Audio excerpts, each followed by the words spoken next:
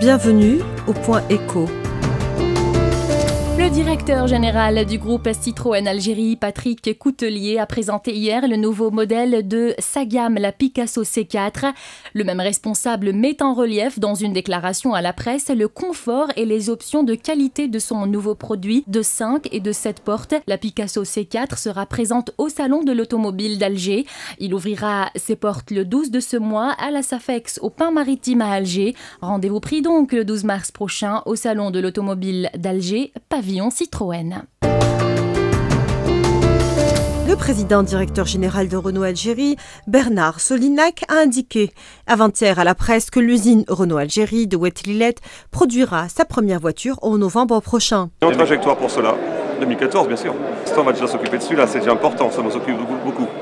Il faut le réussir déjà. Le PDG de Renault Algérie a fait cette déclaration à l'ouverture du Salon international de la pièce détachée d'Alger, Équipe Auto. Bernard Solinac a expliqué en outre que l'usine de Oued-Tlilet, près d'Oran, est appelée à accroître et affiner sa production et à l'horizon 2020 pénétrer le marché régional et international. Les cours du pétrole new-yorkais ont bondi et clôturé à leur plus haut niveau depuis septembre.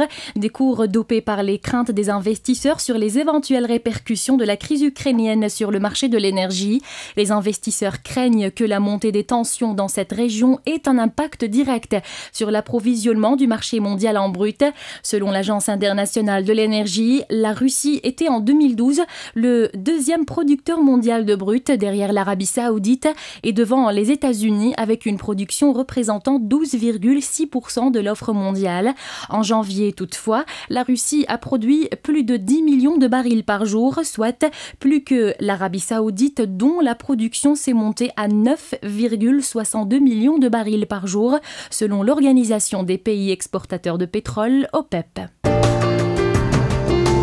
Les cours du pétrole new-yorkais ont bondi et clôturé à leur plus haut niveau depuis septembre. Des cours dopés par les craintes des investisseurs sur les éventuelles répercussions de la crise ukrainienne sur le marché de l'énergie.